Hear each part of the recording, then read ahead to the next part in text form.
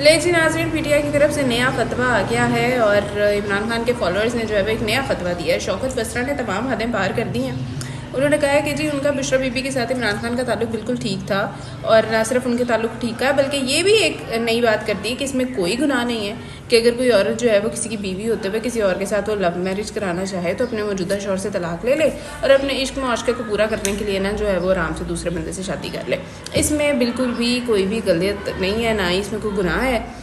शौकत बसरा साहब ने ये फतवा जो है वो जारी किया है और इतना ही नहीं कहा बल्कि ये भी मिसाल दे दी है जनाब उन्होंने तमाम हदें पार करते हुए कि अगर मेरी बीवी भी कहती तो मैं उसे फ़ौरन तलाक देता और इमरान खान से उसकी शादी करा देता, क्योंकि इमरान खान जो है वो इस वक्त वली है इस वक्त का और जी वो किसी फरिश्ते से कम नहीं है।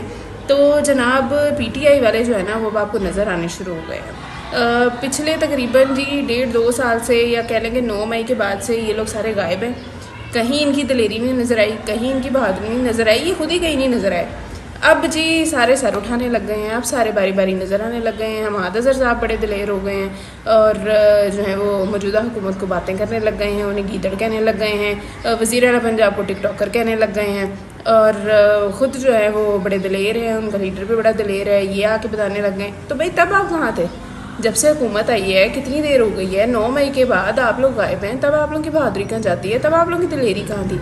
अब अंदर खाते आप लोगों को किसी ने हौसला दे दिया तो आप लोग बाहर आ गए, आके अपनी बहादुरियाँ बताने लग गए। पहले कौन से बिल में घुसे हुए थे? पहले कहाँ छुप के बैठे हुए थे?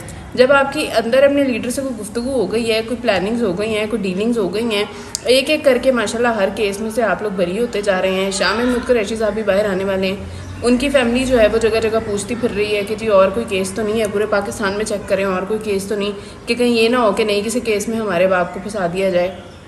इमरान खान की भी हर केस में ज़मानत जो है वो होती जा रही है और कहा यह जा रहा है कि इद्दत केस में भी हो जाएगी। 8-10 दिन की बात है, थोड़े दिनों की बात है, इमरान खान साहब बाहर आ जाएंगे।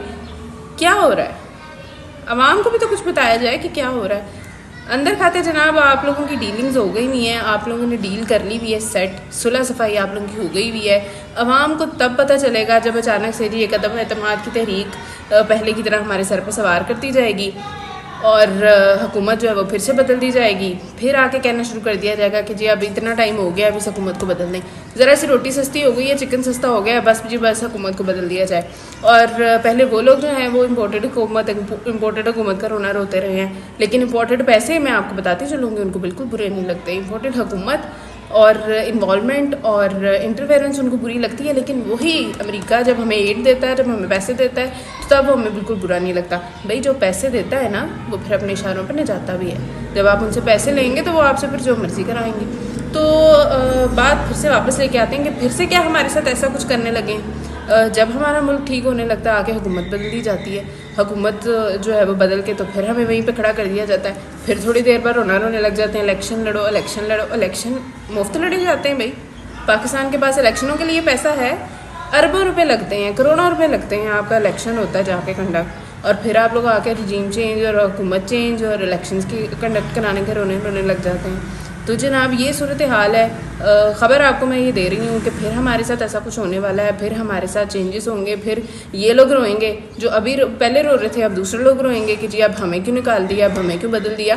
समझ से बाहर है जी। अंदर अंदर ये पहुँचे होते हैं, अपने अपने इनके रूट्स होते हैं, पहले छुपे रहते हैं, फिर एकदम आके अपनी दिलेरी और बहादुरी हमें बताने लग जाते हैं, नए नए फतवे देने लग जाते हैं। इस वक्त तो जी मैं शौकत बसरा साहब की स्टेटमेंट पे शदीद हैरान हूँ बल्कि सरप्राइज़ हूँ और हद ही पार कर दिया भाई आप लोगों ने।